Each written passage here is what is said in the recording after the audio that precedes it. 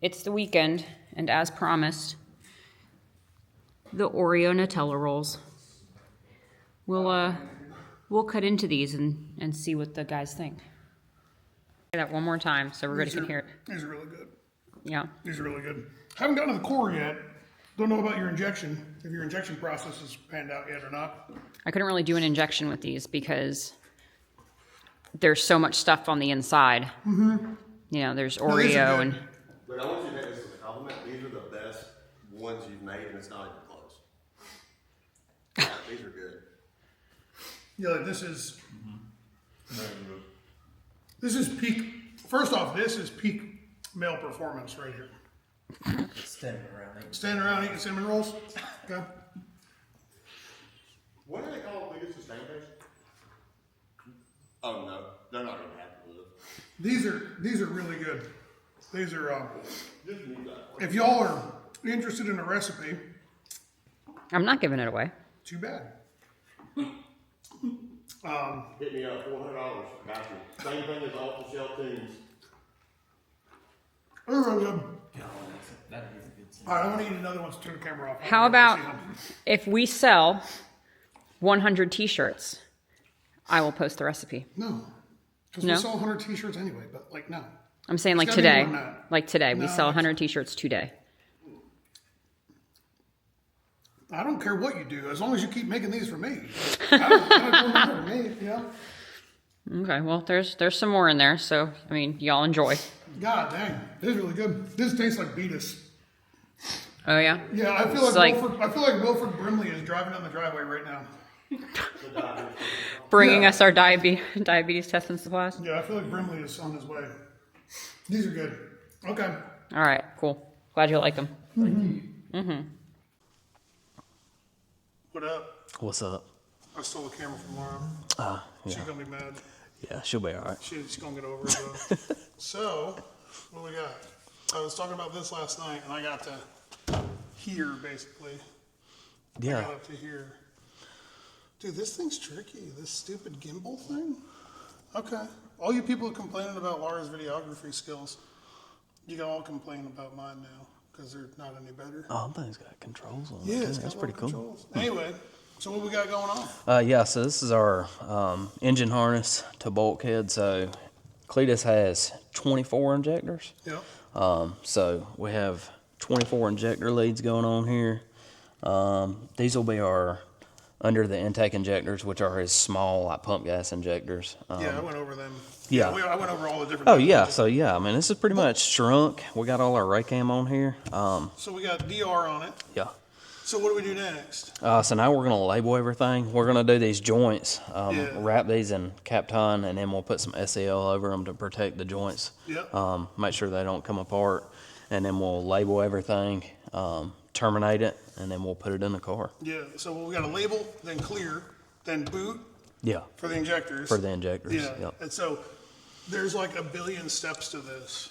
Yeah, for sure. There Like is. when you first started doing this with us, did you have any idea? No, I didn't know anything about wiring when I first started here. I haven't been here very long. Yeah, but you've gotten a lot better at it. Yeah, You know, yeah. I mean, I've learned a lot. But like, yeah, I mean, when I first started, I was kind of just, I don't know. I mean, I really didn't think of what all went into wiring, and like, especially this caliber of motorsports. It's a whole lot more than you think it is. I mean, there's a lot more steps in this process than what it looks like, and this stuff takes time. Yeah, most people when it comes to wiring, they buy a harness already built, they plug it in the car, and that's fine. You know what I mean? That's good. It's the majority of people, you know. And we sell a fantastic plug and play harness that everybody on this channel should buy if they have Holly and want to use it. But when it comes to custom stuff, it's an incredible amount of steps that go along the way. And the big takeaway, I think, is that you can't do them out of order.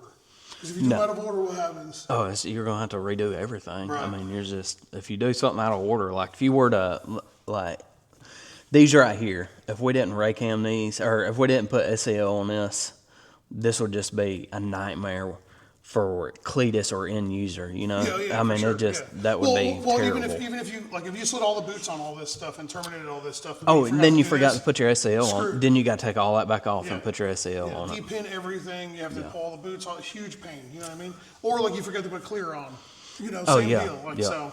All right, we're gonna get to it. Maybe we'll time lapse doing all the SEL, the clear, the boots, the labels, all that. So, all right, see ya.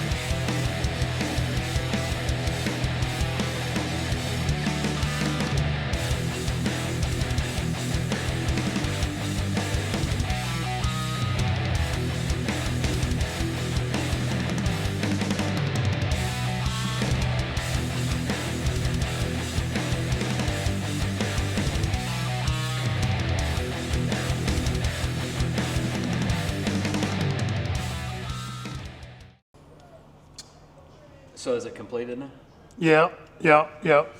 Yep, so harness is done. Like we talked about yesterday, having them come up in the middle is rather important. So this way you have access to these bolt holes, nice and easy. The injectors underneath are all done, plugged in, valley plates on. We've already got our or our fuel crossover in the front, TPS up in here. Then this is our front rife block that'll plug right in like so, something like that. This is our crank sensor. We got the cam in the back. We've got right here, we've got the rear rife block, which is going to plug in something about like so. We left it a little long just in case, somebody wants to move it around. Yeah, we stunting here, Yeah. And then this will swing around. And if you look, there's the reason for the turn, because that's where the distributor plug goes. So you see that little red, that black, you know what I mean? So there's the reason for the turn. We're nice and clear. Now we're gonna go shove this thing on. So we are only a couple things away. I mean, electrically, I think we're done today, right? Yeah. Oh, you wanna look at it? Let's look at this. Stunting. So this is our bulkhead connector for the radiator, all right? Yeah, so Cameron gonna whip up a little mount like right about yay. And then the radiator is all done. So there's our connector for the radiator, right? This is adjustable. Look at that. You wanna go in, you wanna go out, look at that. You can put this thing, so we don't know where he's gonna put this radiator. So we just kind of made this a little long and, or short, you know what I mean? You can put a little curve in it. That's why a straight boot's useful. I don't know, I may have Matt weld them bungs in, maybe I get him to weld them 12-AN bungs and the 8th bung here, because to plumb it properly, we need them anyway, so, you know what I mean? Yeah, the plumbing's going to fly on that. For sure. Yeah, that's gonna be sweet. We ain't gonna tell him about that yet. That'll be in another video. That's gonna be really cool though. So what do you think? So You when looking he's all right? in race mode, he'll just take that bulkhead off Yeah, and then pull the whole radiator out. Yep. And you already know the other thing. With Yeah, the, man, but that's gonna be, I'm not gonna spoil that. yeah, that's gonna be sweet. You know what I mean? It's gonna be sweet. So yeah, that's it. It should be pretty easy. This thing should be pretty easy to transition. At least with everything we did. Whatever they got to do. As far as whatever tires and all that, that's a different story. But with what we did, I think it's going to wind up making it as easy as pie. So yeah, Justin did a nice job. Look at this. So we clocked the fans were originally pointing down. You can see the cutouts right here for the wire. Mm-hmm. So turned them so that our connectors could be up top. Keep the connectors away from water. Even though they're waterproof, it's nice to keep them away from water. And then ran them down here, nice little straps, P-clamps holding them in spots. And then he went overboard here, pulled the bolts out of this water pump, got longer threaded bolts, cut them down, put nuts on the backside so we could P-clamp this water pump lead here that goes to the stock connector. So we use the stock connector for this, even though I hate WeatherPack, because if they ever have a water pump die, they ain't got to have no crimpers. They can just replace it right there. Yep. So, yeah, this thing's gonna be pretty sweet. Yeah, you can't get that work just anywhere. No, I mean that's for sure. High quality stuff. That's a custom touch there. You know what I mean? That's a custom touch. So this is pretty sweet. I'm pretty excited about this. Yeah. This is gonna be cool. I wish that they had the radiator mount done because we could have got this like a lot tighter and but I mean it is what it is. So yeah, let's go shove that intake on and we should be able to start testing electrically here pretty soon, unless we just want to start plumbing right away. So, all right.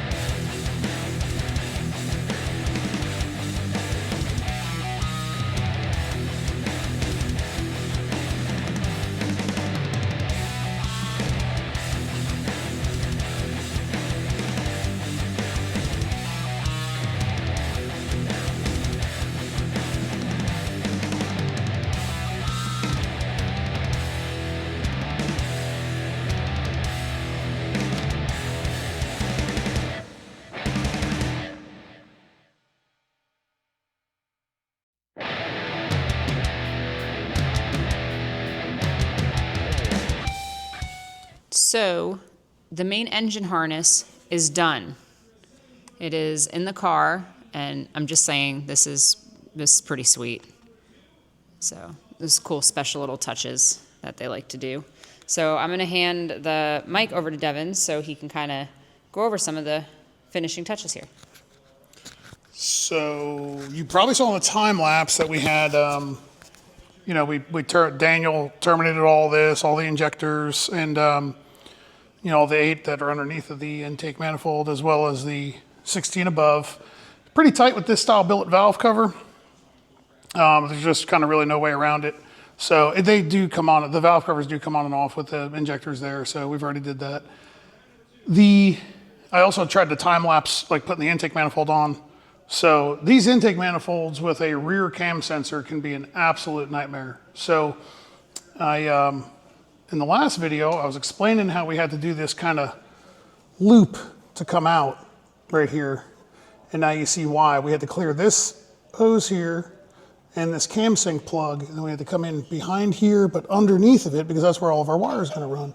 And I also wanted to be nice and clear of anything jagged. So, some of these machined marks on the, you can't see them, but there's some machine spots that are a little bit rough. So just from, use and years of abuse. But it's all in there. It's all tucked in there nice and tight. So now if they ever have to pull the engine, you just grab a hold of this guy right back here, quarter turn. There you go. And now it's off. And they don't have to do nothing but just pull the engine and this is done. So then it can be a little tricky getting it lined back up, but anyway, there it is. So there we go. You hear a nice positive click when it's locked. Rife block up front, right here. Kind of, some of this stuff is a little bit hidden just because the nature of the beast, there's a lot of parts on this car, there's a lot of stuff. It's a big front end, but I mean, this stuff gets busy really quick. So I am starting to work on the plumbing layout on the 3 and 4AN stuff, which all this stuff is 3AN for the Rife block. This is all 3AN. So it can be a little bit tricky. We'll label everything so that if they ever pull it apart, it's easy for them to put it back together. We still have to do a little bit of plumbing for the blow-off valves, tops or the bottoms of the wastegates. So we gotta wrap up some of the plumbing that goes to the bottom of the wastegates. They come off of the compressor covers off of each turbo. They run down there. We've got some stuff mounted. We got all the bulkheads in for the plumbing that goes to the back of the car, like the pump gas system and the transmission. Those are all in. The downpipes are on, charge pipes are on. So this is about as completed as it's going to get. We'll have, oh yeah. Oh, hey. Yeah. I didn't even realize that the connector showed up. Yeah. So that was here yesterday. It's not connected to that breaker because I ordered a different breaker for it. But I talked to Cameron. He's going to make us a mount for this. This will kind of stay somewhere in this neighborhood. We left things kind of loose because, again, like it, if I forced it to be here, it might have been on the wrong angle for him to make something. So, and then the radiator has got the mating connector on it, and that's all done as well. So electrically, the only thing we got left to do, I think, is a steering wheel harness, which just, takes a few minutes. It doesn't take very long at all. And then of course we'll ring everything out.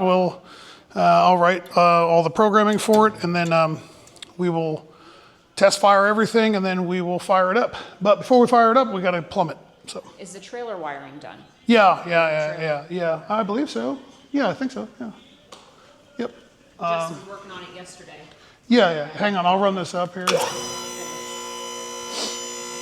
This is the one lift that we have in the shop that's actually fast going up, but terribly slow going down. The people asking about lifts, I don't remember the brand, but they came from Mechanic Superstore, so I don't remember the brand though. So anyway, yeah, there's the trailer plug. That's all done. We just all I have to do yet is populate this to the back. I'm waiting to get a pinout probably Monday when they're back from FL2K. I need a pinout for his trailer so that when we connect this to the piece that goes in there, it's accurate for them and they don't have any problems. So taillights are all done. trailer converter box for the taillight wiring's all done. So that's all good to go. Then we got, we shoved the pump gas fuel pressure. We're waiting on bulkheads from Motion. We need some 10 bulkheads. So we drilled and tapped the mid plate, and the bulkheads go in there for the pump gas system. Then they pop out of here. And we used some bar clamps to hold the fuel pressure regulator down there for the pump gas system. Kind of hard to see. We'll have to look at it, like when I'm plumbing it or something, you could film it from underneath. But yeah, this thing is getting wrapped up. We're about to, we can look at this radiator. So. We really are so close. Yeah, it's just, and in all reality, I mean, we're really only 7 days in, or 8 days in, so. It's like 7.5. Yeah, I'm pretty happy with with where we're at. So this is the mating side of the connector. It came out good, but not perfect because it can't. And the reason we couldn't make this perfect is because I don't have this mounted in the car, so I don't know exactly where this is going to be. So we made this so that it can move in and out, over, around. So depending on where he winds up mounting that, within like a 3-inch range, this will work. So right now, if it sits where I want it to sit, it'll sit just like that. And then we left independent connectors here. So like if the water pump dies, boom, you can just swap it out. We use the factory connector, even though I hate these connectors, we're still using it. We use the factory Yaziki connectors for these ball fans. We just put new ones on and, wired it ourselves. But, and then we've got water pressure, coolant pressure, which I may run this up to Matt tomorrow and have him weld my 212 bungs here on the radiator and an 1/8-inch bung for that. I'm sure he'll be there working, so maybe I'll run up there and see if he can do that for me. Did you end up putting the other lights in the car? Yep. So yeah, we used some lights from Scarlet Solutions. Let me grab some out of here just so it's a little bit easier to see them in hand. So yeah, we used a couple of these. They're from Scarlet Solutions. This is it's actually a friend of mine's company, Forrest Kennedy. We wired his car. I saw it in my Facebook memories from 8 years ago. I wired his red 71 split bumper Camaro about 8 years ago. Beautiful car. Yeah, it was gorgeous. But anyway, he's got these. This is a little magnetic mount, so it's kind of cool because it's a strong magnet, long lead coming off of it, and these things are super bright. So we got one of those up in the back. We got another one up underneath of the car, I believe. Yeah, we have one underneath the car as well. So it'll be nice and bright. We've got some lights, different style lights over there, pointing up towards the headers to make spark plug wire changes easy. So. And when we officially power everything up, you'll show those, right? Yeah. I'll go over all that stuff. Yeah, for sure. Yep. So now I'm just working on kind of a layout for plumbing. So I've got a plan for the cooling system that I think is going to come out really cool. No pun intended. Get it? So I think it's going to come out pretty cool. So we're going to be using some of these quick connect dry brakes. Jiffy Tight. I like Jiffy Tight with water. They're fine with water. If you're going to do them with different fuels and certain other chemicals, you need to kind of call them. But I really like the dry brakes from Racetronics, which we're going to be using on the transmission. So let me grab some of them.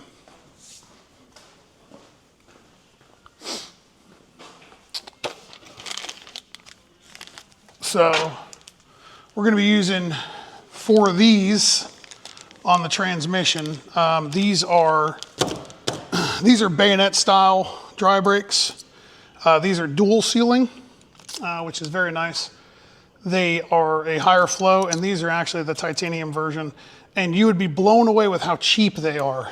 I believe this 6AN dry brake is like $65 or something on their website. So Racetronics is a company that we use a lot of little plumbing stuff from them. I really like their stuff. So check them out. No, they don't pay me to say anything like this. We just like to buy their stuff. And I met them at PRI a couple years ago, and they're a good product. So these are going to be really nice. We're going to use them for the transmission cooler in the back of the car. I'm also going to be using one for the primer pump up here to the fuel system, so we can remove the cell as easily as possible. So these are going to work out really good, and they weigh nothing. They're extremely light and they're small profile. They don't make a 12 AN bayonet style like this, so that's why we went to the Jiffy Tight. But the Jiffy Tight works good too, you know. So when I'm done with the plumbing on this, I think everybody's going to be really pretty jazzed about it, because this is pretty cool. I think what I came up with is going to be pretty cool. So yeah, I'm going to start mapping out some of this stuff. I've already got a lot of it written down and mapped out, but it gets tight quick with a car like this. My own personal car, I know, I did Alan Whitaker's same engine intake, or same intake manifold style. Brian Goldstone's. I've done a lot of these 24 injector, low profile, you know, twin turbo big block cars, drag and drive cars. It's kind of become almost like our specialty, if you will. And I think it becomes our specialty because they're really difficult. Probably. And I think it's our specialty because they're difficult and other people don't like doing them or can't or whatever. So, or can't pull it off as nice or whatever. So they've kind of become our thing.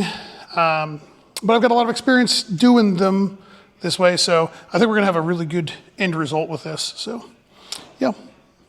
While we're talking about experience, one of the most asked questions in our comments is how you got into this. We did do a Q&A video that we haven't uploaded yet, but do you want to give a quick brief? Sure, yeah. I was the guy growing up with my friends. We were all in the cars, and I was the guy who was more into the electronic side of things than, you know, building engines or transmissions or paint and body or any of that kind of stuff. I was the one. I decided to opt to do the thing that none of my buddies wanted to do, which was play with wires. So that's where it started. Then I got into cable telecom for work, and then I got into fiber optic for work, and then got into working on big machinery for General Electric aviation. And the whole time from, I don't know, 17 years old, I played with cars, twisted wires and played with cars since I was 17. So I think I'm, 42 now. So yeah, here we are, 25 years of this stuff. So that's the quick synopsis of why I got into this. Okay. Got anything else? I don't know. There's a bunch of questions, but we're going to do another Q&A session. Yeah, we'll do that later. I think in a separate video. Cool. So I'm gonna get to plumbing, doing some more layout stuff, and we can hopefully fire this thing up. My goal is to have this fired up on Tuesday, hopefully, where bulkheads need to come from Motion. The fuel pump controller needs to come from James. It still hasn't shown up, and the other little parts that were supposed to be here today that we overnighted from Brown and Miller didn't show up. How convenient. So they'll show up hopefully Monday, and if they don't show up Monday, we're driving up there to go get them. So you're driving up there to go get them. So the hope is that we can have it fired up Tuesday, and we'll do all of our systems checks and whatnot. And I'm going to I'll call up Garrett on Monday and see what he wants to do about whether either coming up here or whatever he wants to do. So I don't know. We'll see. Almost done. So close. Yep. Yeah. All right. Well. Yep. I'm going to get back to work. All right. Thanks.